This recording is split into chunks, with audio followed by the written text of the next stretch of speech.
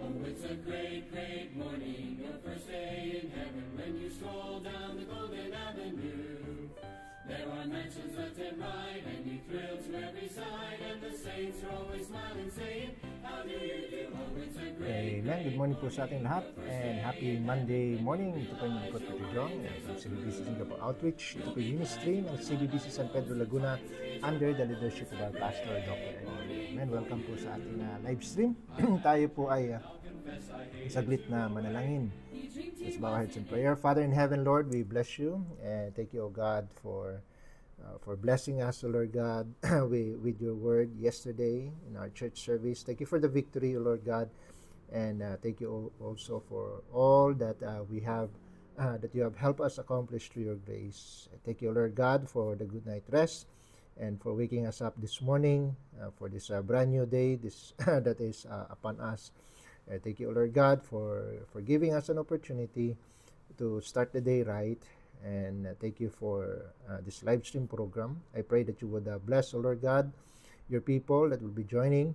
I pray, O Lord God, that you would that you will fulfill, O Lord God, their desire to hear and learn from your word. And I pray, Lord God, that you would bless your servant, give me words to say, make me a blessing to your people. My only desire, O Lord God, is that for your people to be encouraged and to lift up your precious name. And Lord, forgive us our sins, prepare us for victory. In Jesus' name we pray. Amen.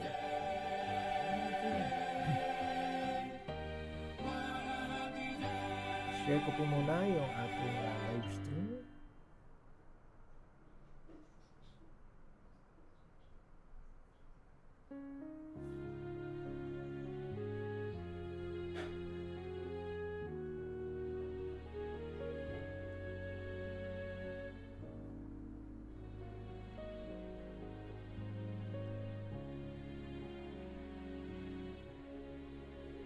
Okay, so now, batiin natin ang iba nating mga kasama. We have, Mama Eji, hello Mama, ang buntag. And also kay Sister Christine, good morning. Sister Tere, good morning sa'yo.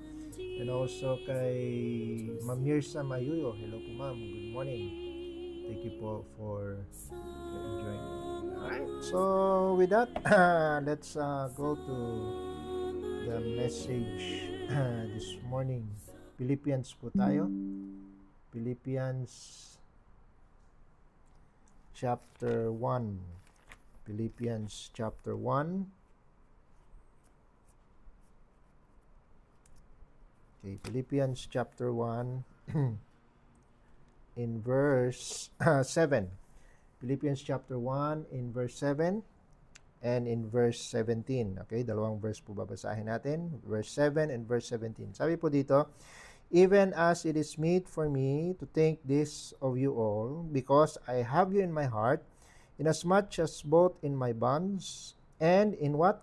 In the defense and confirmation of the gospel, you're all partakers of my grace. Then in verse 17 says, but the other of love, knowing that I am set for the defense of the gospel. So you see, so according to Apostle Paul, he is set on two things, defense and confirmation of the gospel. So I'd like to speak about that subject this morning, defending the gospel. Right? Tayo po muna manalangin. Father in heaven, Lord, we bless you. And we thank you, O God, for this passage that we have read. And Lord, we pray that you would bless us now in this time of study. I pray, O Lord God, that you will speak to our hearts, give wisdom and guidance, O Lord God, as we go through your word. And I pray, O Lord God, that you would bless your servant and give me words to say. And I pray, O Lord God, that you would lead us to victory this morning, one that will bring honor and glory to your name. All of these things we ask, in Jesus' name we pray. Amen. Defending the gospel. But sir, many would say, ito yung madalas nilang sabihin and madalas ko na rin pong marinig, the gospel needs no defending. But yet, Paul is set to defend the gospel. No, but I like to go to get at what they are, where they are coming from, no? Kasi in one sense, the word of God does it stands by itself, no?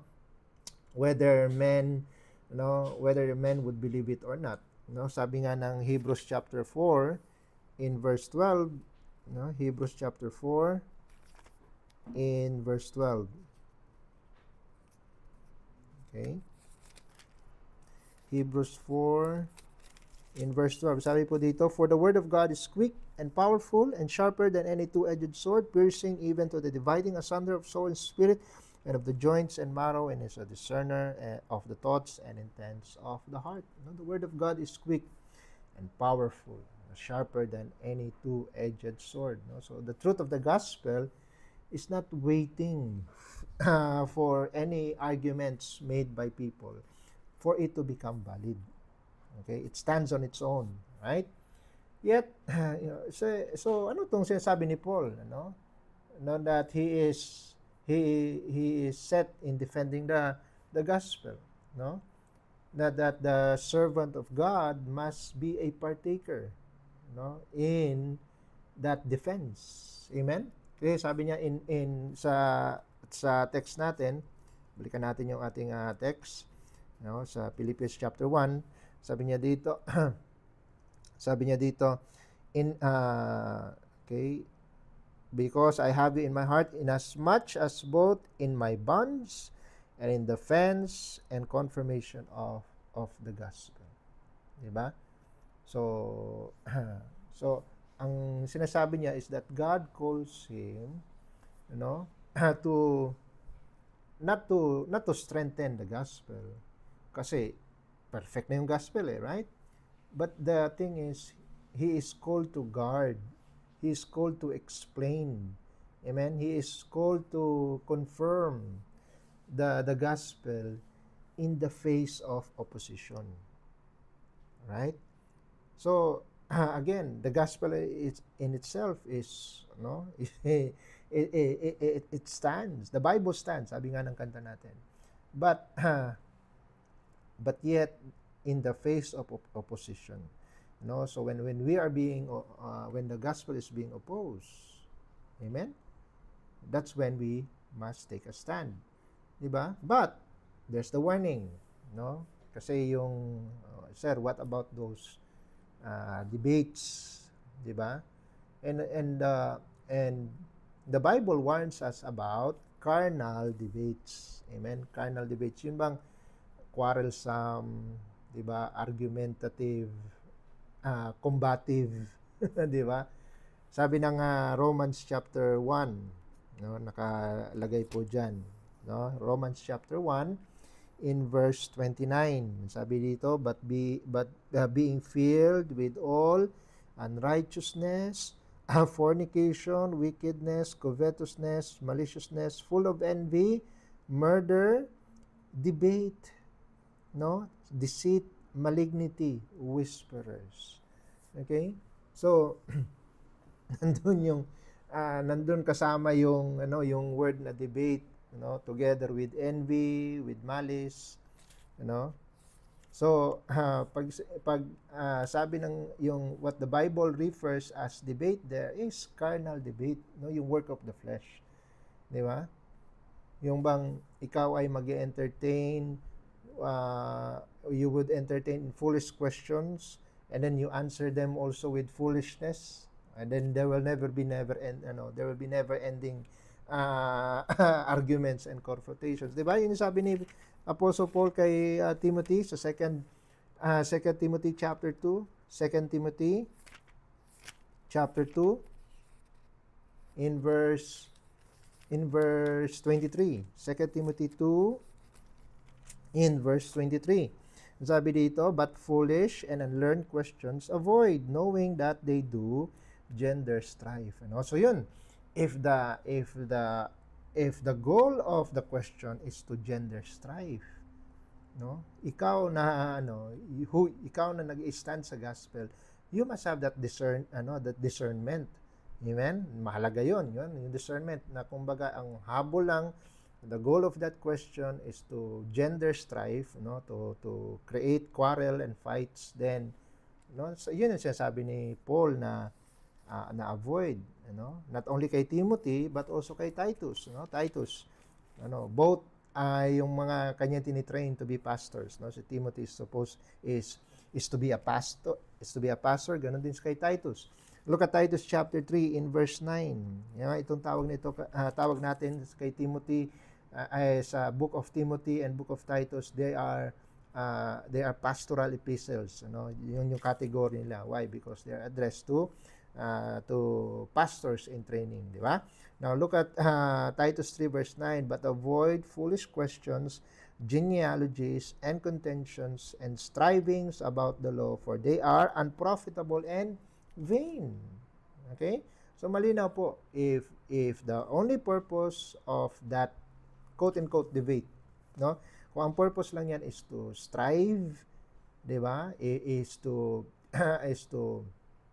quarrel foolishly, di ba? Then that's unprofitable and that is vain. But kasi ang wala, kumbaga, it doesn't deserve our time.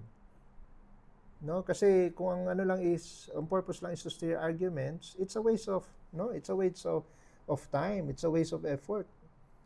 At walang ginagawa, walang ibang walang ibang resulta yan kundi to breed pride. Di ba? But here's the thing, it doesn't mean that we have to ignore every inquiry. No. Kasi there's a difference, and a big difference, between foolish questions and yung mga sincere na questions that seek the truth. There was one time, a few Saturdays ago, na there was a British man, he was a professor, He was a professor of anthropology, at meron siyang nakilala sa mga members namin at na-invite siya na umattend ng aming Saturday service. He was, already in his 70s. Kung hindi ako if my memory serves me right, nasa 70s siya, matanda na, retired professor of in the field of anthropology. So nag-aaral siya ng culture, nag-aaral siya ng religion, nag-aaral siya ng people, anthropology nga eh.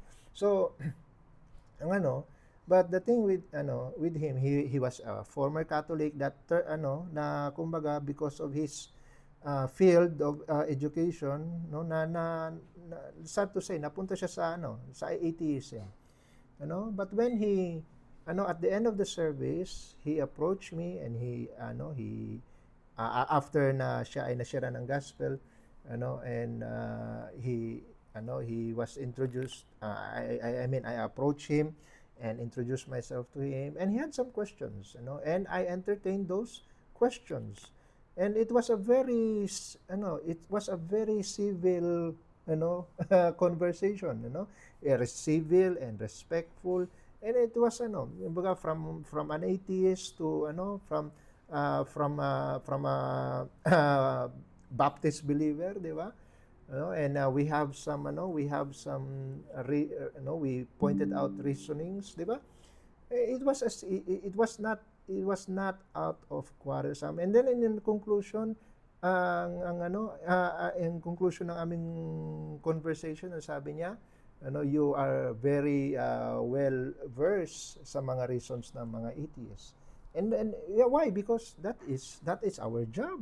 Amen. We are supposed to be prepared to defend the gospel. Kagaya ni Nicodemus, di ba? Nicodemus, he came to Jesus by night and he was asking, how can a man be born again when he is old? Di ba? Sa John chapter 3. It was a question out of ignorance. But he didn't have any foolish motive.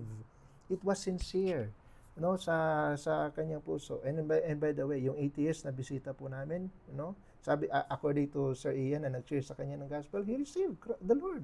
And praise God. And hopefully, nandun yung sabi ko, hopefully na mag-continue siya sa kanyang diligent search, and hopefully matagpuan niyo rin yung tamang kasi pauwi na siya sa kanyang family eventually. Kaya hindi naman siya based talaga sa Singapore. So, yun nga. Ang ano, and tingnan po natin, paano in-entertain ng Panginoon si Nicodemus? Di ba? He entertained him with patience, no, with clarity, ano, and eventually, sabi niya kay Nicodemus, you must be born again. Amen? So, to defend the gospel, hindi ibig sabihin no na you have to pursue and chase down lahat ng mga scoffers, no, lahat ng ano, lahat ng mga skeptics and mga unbelievers, no. But the thing is, we don't ignore those who are honestly seeking. And for that, we have to be prepared. Amen? Yes, we avoid mga foolish arguments, no, na carnal ang dating, but we also have to explain the truth, ano, para doon sa mga uhaw, sa mga gutom sa pag-unawa ng gospel. Amen? Kasi yung isa naming Singaporean na he was not really an atheist, but he was like kumbaga doubtful, you know. He was in doubtful, but then through patient in-entertain, every time na pumunta sa church, in-entertain namin siya, and eventually siya ay na-convert. Amen. And siya yung tumulong sa amin na makakuha ng place namin ngayon. So you see, there are people that they have questions in their minds, but the thing is they are looking for men of God, servants of God, that will give them the right answer. No, not the answer that they're looking for, that the answer that is given by the Bible. Amen. And so si Paul, he is set out to defend the gospel. Tingnan niyo po sa Acts chapter 17. Acts chapter 17 in verse 2. Acts 17 in verse 2. No, sabi dito, and Paul, as his manner was, went in unto them, and 3 Sabbath days, ang sabi niya, reasoned with them out of the scriptures. He reasoned with them for 3 Sabbath days, meaning 3 consecutive synagogue meetings. Amen. He reasoned with them out of the scriptures. Sabi ng Acts 19, Acts 19 in verse 8. Acts 19 in verse 8, sabi dito, and he went into the synagogue and spake boldly, tungkol kay Paul, and spake boldly for the space of 3 months, disputing and persuading the things concerning the gospel. He was disputing and persuading things. Amen? And sabi ng Acts chapter 6 in verse 10, sabi dito sa Acts chapter 6 in verse 10, patungkol kay Stephen naman ito. Sabi dito sa verse 9, and there arose certain of the synagogue which is called the synagogue of the Libertines and Cyrenians and Alexandrians, and of them of Cilicia and of Asia, disputing with Stephen, and they were not able to resist the wisdom and the spirit by which he spake. So you see, there will be times that we need to make a stand for those who are asking questions, but in a civil and respectful manner. Di ba? So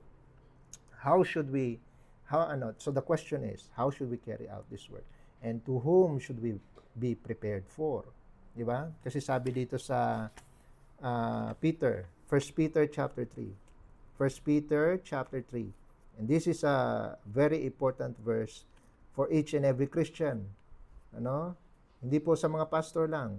Every Christian should know of this verse. Amen. 1 Peter 3 in verse 15, sabi dito, but sanctify the Lord God in your hearts, and be ready always to give an answer to every man that asketh you a reason of the hope that is in you, with what? With meekness and fear. Fear there means respect. Amen? With meekness, humility, and with fear, with respect. No? And that's for every Christian. That's for every soul winner. Amen? Na matuto tayong to give an answer to every man that asketh us a reason of the hope with meekness and with fear. No? At sino itong paghahandaan natin ng answer? Number one, the critics. Amen? The critics. It's for the critics. Critics, they attack the gospel, with false teaching. They attack the gospel with scoffing, with careless, caricature, 'di ba? ng paniniwala natin. They come up with fallacious, and all those mga fallacy, mga untruthful, mga misinformative na conclusions tungkol sa atin, 'di ba? Generalizations. So defending the gospel before them, it's not about showing off, na ikaw ay knowledgeable, it's not about that, or else kung yan ang purpose natin, is again fall tayo into carnal debate. Amen. It's not about showing off, but rather it's about showing the truth, the truth of the gospel plainly, and then we remove the stumbling blocks that confuse people. Amen. So how do we do that? We clarify the message of the gospel clearly and precisely. Amen? Sabi ng 1 Corinthians chapter 15. 1 Corinthians chapter 15.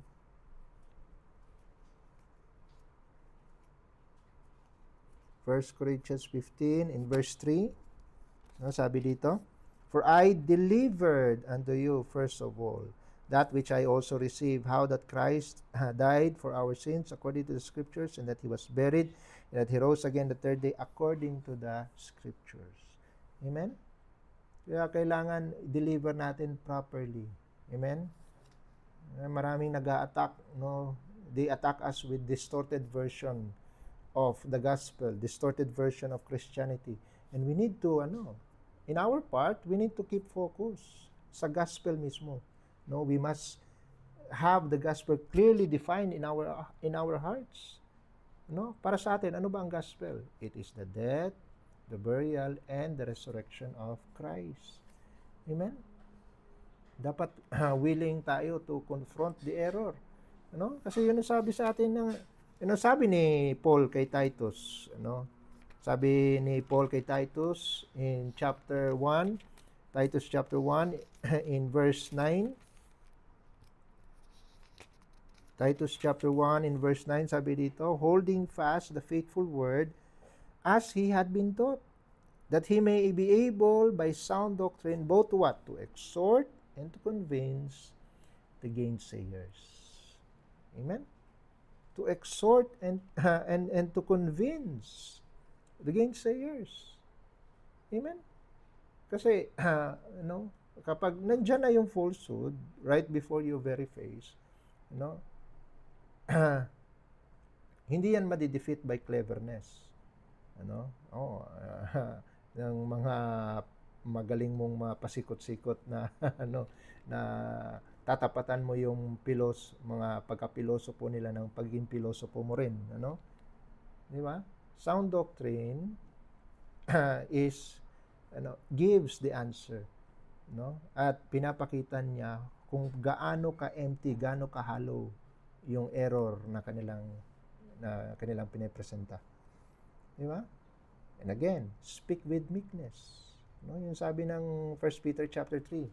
Di ba? Sabi ng 2 Timothy in chapter 2, 2 Timothy 2 in verse 24, "And the servant of the Lord must not strive." Dapat hindi magkwarel, "but be gentle unto all men, apt to teach." Amen? Yun po yung kaibahan. When we defend the gospel, we are teaching. We are not arguing, We are patient, Apt to teach, patient, in meekness, that's the key word, instructing those that oppose themselves. If God peradventure will give them repentance to the acknowledging of the truth. So you present the truth and you are set out to defend the gospel, so that peradventure baka ma-acknowledge nila yung truth, as long as you do it with meekness. Amen? not in a argumentative na stance. Amen? A gentle and patient spirit, amen, will lead them. It will open a door for repentance. Amen. But harshness, mga crude, mga rude na mga na mga statements, no, it will not do. Hindi yan makakatulong. And once you present the gospel, you defend the gospel, you trust God for the results. Hindi mo you set out na makikipag-argue ka and then hoping na at the end of that is you lead them to sinner's prayer. Hello. Wala pong again, it's mga yung mga empty ay yung mga quarrelsome debates, yung mga carnal debates yan, it's unprofitable, it's vain, and wala pong naliligtas. Amen. But but the thing is, you need to make a stand with meekness. Kasi kung if one party is meek and if one party is calm, if one party is civil, di ba? Then it's no longer it's no longer an argument. Kasi kalmado ka eh. But if it's kumbaga two-way na harsh words, yun na yung sinasabi nating arguments and carnal debates. Amen. When you face critics in a civil matter, hindi po yan debate. You are called, again, we are called to defend the gospel. You present it with clarity, you answer the errors, di ba? You speak with humility, with meekness, and then leave the outcome to God. Amen? Sabi nga, I have planted and Apollos watered, di ba? But God gave the increase. Amen? Kasi ang trabaho natin is to give the truth, to plant the seed, and hayaan mo na ang Panginoon to change their hearts. Amen? Number 1, for the critics. Number 2, we need to learn how to defend the gospel. Number 2, for the converts. For the converts. Amen? Kasi yung mga new believers, they are vulnerable. And they are easily confused. And they are easily deceived. That's why defending the gospel,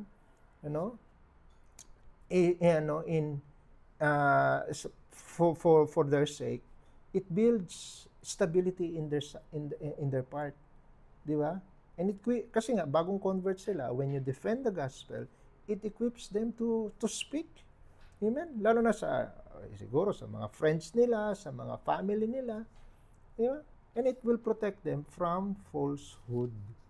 Ang dami pong nakakalungkot, maraming mga baby Christians na nakita mo na nasimula na nag-i-enjoy na sa church and then biglang nawala, and then later on malalaman mo na lang nandun na sa dating doon, nandun na sa mga Antonites at kung ano pang mga mga maling paniniwala. Hello, kailangan ma-strengthen natin, tulungan natin yung mga converts to strengthen yung kanilang early walk with God. Amen? And how do we do that? We establish doctrine. Amen? Kasi nga sabi sa Colossians chapter 2. Colossians chapter 2 in verse 6. Colossians chapter 2 in verse 6. As ye have therefore received Christ Jesus the Lord, so walk ye in him, rooted and built up in him, and established in the faith, as ye have been taught, abounding therein with thanksgiving. Again, the key word there, as ye have been taught. Amen? Yan, tinuturo natin yung basics, basics of the faith, na magro-root sa, that will, na mag-uugat sa mga new believers in Christ. And how do we do that? Yun yung importance ng discipleship. Amen? Discipleship. Yan nga, disciplers, I'm calling disciplers this morning. Amen? To train your disciples properly. Amen? Na kumbaga, hindi lang you are feeding them with information. No, you are equipping them, no, to defend themselves from falsehood, from false teachings. No, yan yung burden ninyo, mga disciples. Amen? You are defending the gospel on their part. Amen? Para hindi sila hindi sila matangay ng mga maling turo at maling doktrina. Tingnan sa YouTube. Di ba? Lalo na yung mga converts ninyo, bantayan yung maigi kung anong pinapanood nila. Amen? And kaya nga, kung ikaw ay prepared lang on how to defend the gospel, kapag pagpupunta sila sa iyo at meron silang itatanong, di ba? It will be a blessing for them kung meron kang may sagot. And also be honest. Kung wala ka namang sagot pa, then challenge yourself right then and there na pag-aaralan mo yung tanong niya. At sasabihin mo sa kanya, sige Brad, sige sis, pag-aaralan ko yan. And next week or next time na mag-discipleship tayo, meron na akong sagot para sa iyo. You are ready to give an answer to every man that asks a reason of the hope that is in you. Amen? And also, you warn them of false gospels. Kasi merong mga false gospels. Full gospel. Full gospel. Meron tayong mga dyan may mga kung hindi yan full gospel, FOOL. Kung hindi naman false gospel, yan yung mga hindi alam kung ano yung definition ng gospel.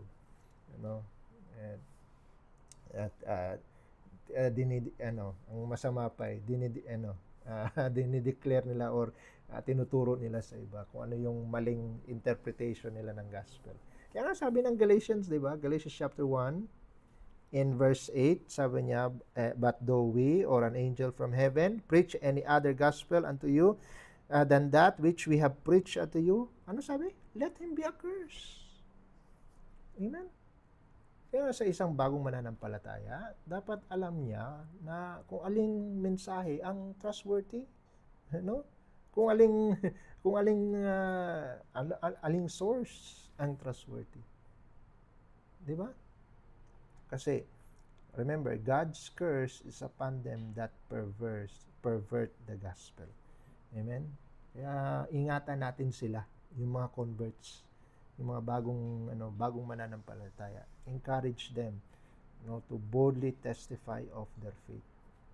Amen?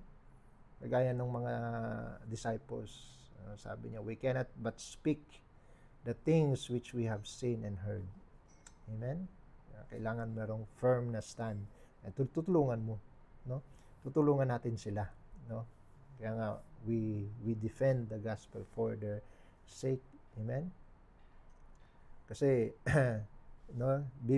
parang babakuran mo yung mga converts mo You root them in truth. You prepare them with answers. Amen? You warn them from error, 'di ba? You encourage them to speak about Christ to others. Especially sila na mga converts, ano yung nag-convince sa kanila, ano yung nag-persuade sa kanila. And by the way, disciples, you must check your disciples, are they persuaded? Are they convinced of their faith? Amen? Trabaho natin yan. Always do a check. Amen? Whether they are convinced, whether they are persuaded. Sabi nga ni Paul, di ba? I am persuaded that he is able.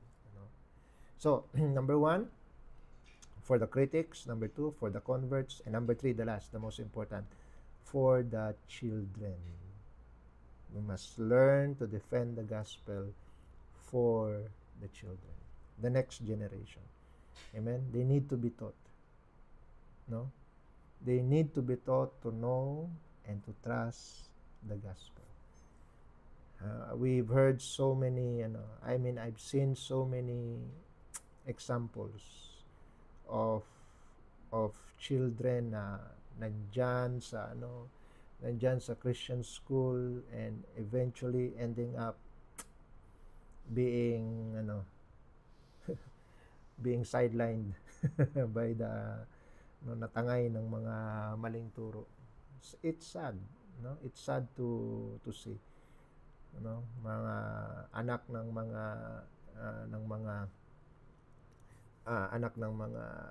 alam mo yun, kung sino pa yung tapat, kung sino pa yung faithful, and then their children turn out to be kasi nga saan lalo na pagdating ng college, lalo na pagtungtong ng mga universities ng mga secular na kung saan ang first year subject ay philosophy, at yung mga yung kanilang mga teachers na mga atheists, they begin to question, raise up questions concerning their faith, and then magkakaroon ng mag-i-instill ng mga doubts sa mga tender hearts ng yung mga anak, and then malalaman mo na lang pag-uwi, isang beses uwi yung anak, sasabihin, "Ma, hindi na ako naniniwala sa Bible."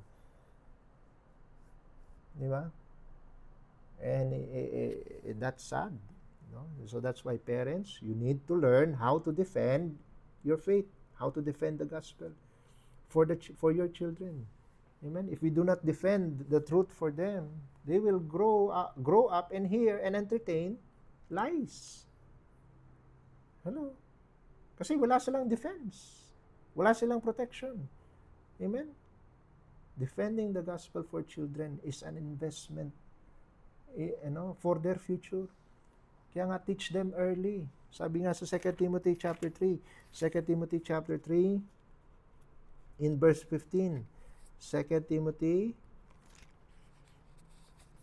chapter 3 in verse 15, sabi dito, "And that from what? From a child thou hast known the holy scriptures, amen, which are able to make thee wise unto salvation."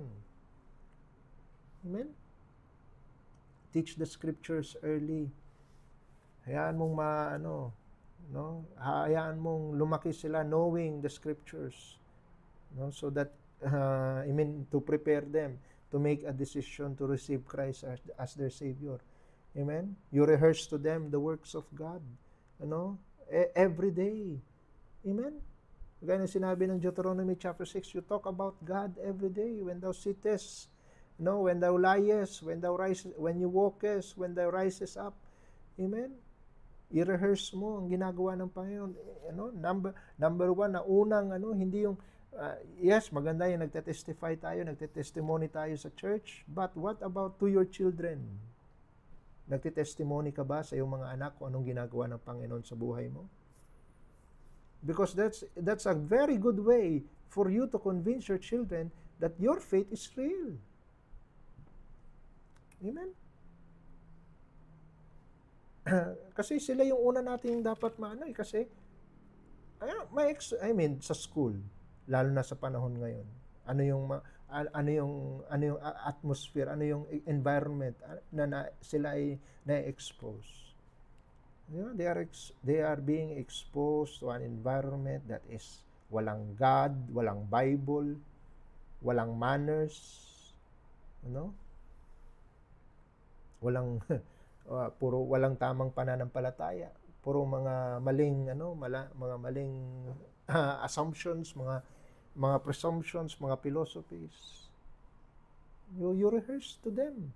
Sabi nga ng Psalm 78 in verse 4. Psalm 78 in verse 4. Sabi dito, "We will not hide them from their children, showing to the generation to come the praises of the Lord and His strength and His wonderful works that He had done." Don't hide God's work from your children. Amen? Children must learn to trust God. Amen? When they hear about His works, in your life, in the past, and what they see in the present. Amen? Kailangan tulungan mo sila. Teach them to have discernment. Amen? Sabi ng Hebrews chapter 5 in verse 14. Hebrews chapter 5 in verse 14, sabi dito, "But strong meat belongeth to them that are of full age, even Those who by reason of use have their senses, what? Exercise. You exercise the senses of your children to discern both good and evil. Amen? And discernment can, hindi yan magic na isa-isang iglap, makukuha na yan yung mga anak. No, it's developed. No, it's being exercised. No, their senses to know how to know good and evil. No, that's being exercised. Pinapractice po yan. You can train them every day. Kaya nga training eh. Children can learn how to see the truth and reject lies.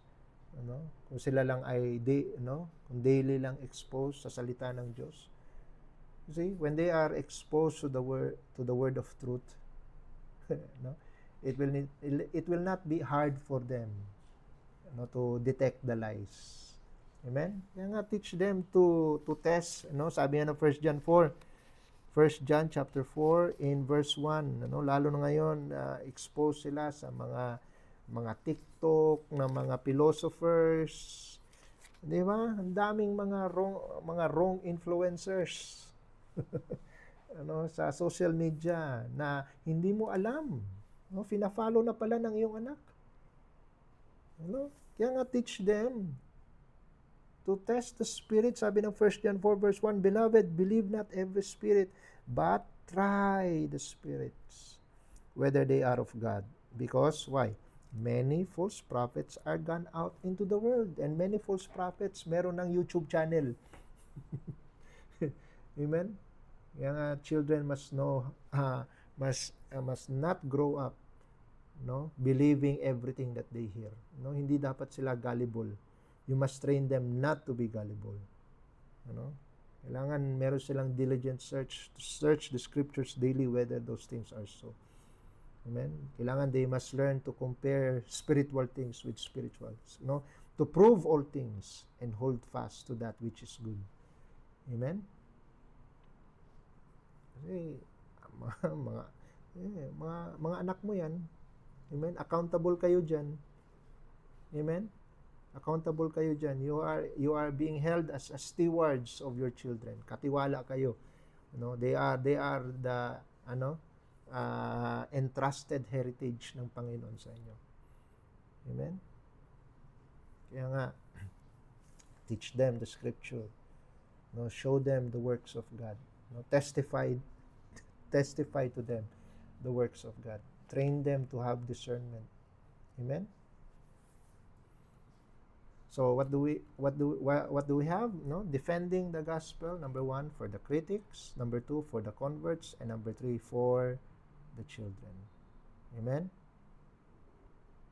Hindi, again, defending the gospel, doesn't mean you waste time in arguments, in carnal debates. No, it means you yourself, you stand clearly for the truth.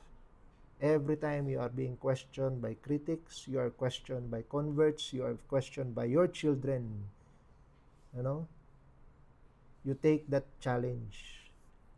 Amen? Na ikaw, marunong kang sumagot. Amen? Yes, you avoid foolish quarrels, but do not avoid the responsibility to give the answer, to give an answer. Kaya nga yung sa 1 Peter chapter 3 verse 15 is very important. Sanctify the Lord in your hearts and be ready, what's the word? Always, to give an answer to every man that asketh you a reason of the hope that is in you. But the key word is with meekness and fear. Amen? Again, the gospel doesn't need us to make it true. It's already true. Amen? We don't need to defend, to make a defense whether the gospel is true or not. No, the gospel is true. Amen? But then, for us, that's for us. Amen? But what about the critics? What about the converts? What about your children? Amen? It's calling us to stand, to make a stand.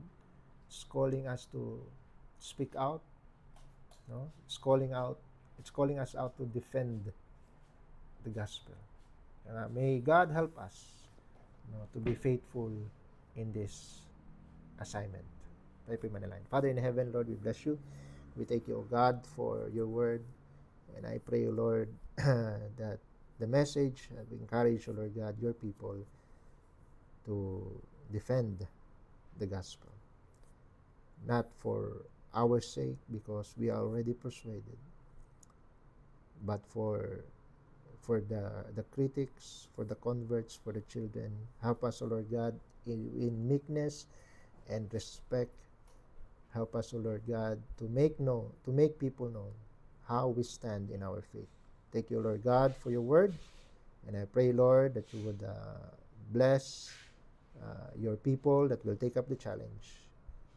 We give you back the glory. In Jesus' name we pray. Amen and amen.